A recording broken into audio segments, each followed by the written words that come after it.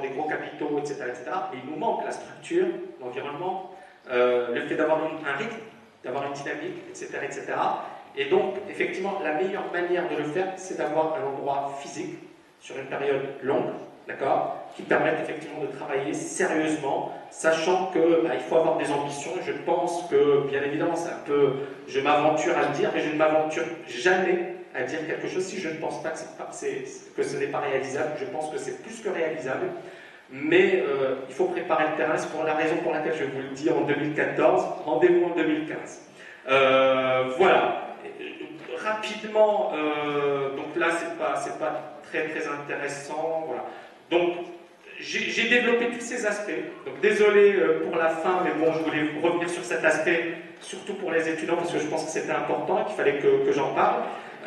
J'ai envie également de dire que cette année, donc passée, c'est la première depuis le mois de septembre, je n'ai pas voyagé, parce que j'ai bossé quand même malade. Donc j'ai jamais pris d'avion, donc c'est la première fois que je donne une conférence. Mois de septembre, je n'avais pas donné, donc ça fait quasiment une année que je n'ai pas donné de conférence, vous imaginez.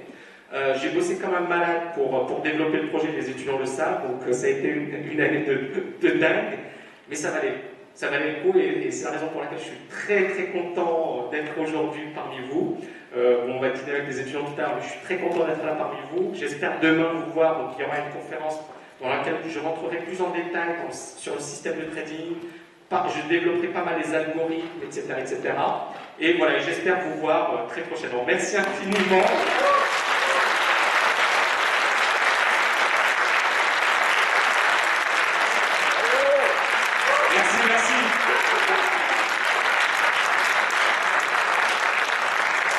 Merci. Merci infiniment. Je suis désolé d'avoir divergé à la fin, mais le plus important, c'était encore une fois les leçons tirées de tout ça et de revenir sur quel est le processus. D'accord. Pour devenir bon, pour moi, il n'y a pas de secret. Au-delà de comprendre les marchés, après, c'est plutôt évoluer de manière pro et c'est vraiment l'ambition. Alors, est-ce que vous avez des questions? Oui. Alors, oui, de la promotion de cette carte de 2014. Alors, vous faites partie de la promo septembre 2014. 2014, on va commencer en septembre. Alors oui, c'est la dernière promo. Donc vous faites partie de la dernière promo, septembre 2014. Et bien évidemment, bon, on va travailler ensemble, mais tout est bon. Hein. Alors je ne sais pas si j'ai répondu à votre question. Alors vous avez parlé de 2015, mais ça donnait de date. Alors probablement deuxième semestre. Donc, après, donc voilà, on va finir en juin 2015, donc ça va probablement être lancé en septembre. Donc c'est la raison pour laquelle c'est la dernière promotion. Voilà. Vous êtes? Donc, enchanté. D'autres questions? Pardon? Il faut aller sur le site pour voilà. Oui. Enchanté. Jean. D'accord. Oui. Bien sûr. Actuellement, depuis 3 mois, 6 mois, on ne parle que d'acheter des actions européennes, des européennes. Oui. Alors, il faut surtout... Non. Il faut surtout, tout dépend de qui le dit, et il faut surtout regarder les graphes.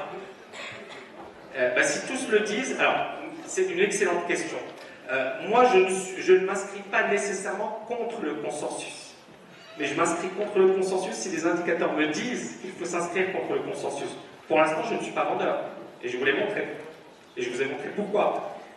Pourquoi vendre? Et si effectivement il y a un consensus qui est acheteur, alors encore une fois, tout le monde ne le dit pas, mais voilà, moi je ne suis pas trop ce marché. Mais si effectivement vous avez des personnes qui vous disent d'acheter et que le marché est haussier, il faut acheter. D'accord? Par contre, c'est comme, on va reprendre les valeurs technologiques. En 99, en novembre 99, tous les journalistes, donc il y avait des experts de Morgan Stanley qui disaient il faut vendre. Novembre 99. Puis le marché explose à la hausse. Et donc en janvier, février, les analystes commencent à redevenir acheteurs. Et je n'ai pas vendu en février ou en mars, mais j'ai attendu le retournement. Ce que je veux dire, c'est que le fait qu'il y ait un consensus, c'est une chose. Il faut que ce consensus soit d'une certaine manière démenti par les graphiques. Et si on a des divergences, et je vous ai montré quels étaient les signaux que j'attendais. Si on a des divergences validées sur le DAX, si les indices cassent la zone de neutralité, là, effectivement, ce serait vraiment intéressant de le vendre, hein, mais pour l'instant, on n'y est pas. Pourquoi les reports historiques qui ont tous en France, c'est l'affolé des 7000 points pour les valeurs? Alors, bien évidemment, j'y avais répondu l'année dernière à cette question. C'est une question avant tout liée à l'économie. Et l'Allemagne a une économie bien plus solide que la France, premièrement. Deuxièmement, les États-Unis, bon, malgré tout, se comportent très bien, même sur le plan économique. On ne va pas parler de récession, dont les chiffres ne sont pas extraordinaires, mais la croissance est quand même largement supérieure à celle de la France. Et puis, il y a énormément de liquidités. Il y a énormément d'argent à investir. Et donc, en France, on sent qu'il y a également ce côté économique qui a un impact négatif sur le CAC 40. Voilà. Je ne sais pas si j'ai répondu à votre question. Non, alors, pas forcément pas d'action française, mais je suis pas vendeur sur le CAC. Mais il y a des marchés plus puissants. C'est clair. Oui, voilà. En fait, sur le plan de la force relative, effectivement, les marchés allemands sont bien plus puissants que le marché français. D'autres questions? Bon, merci infiniment. C'était un plaisir.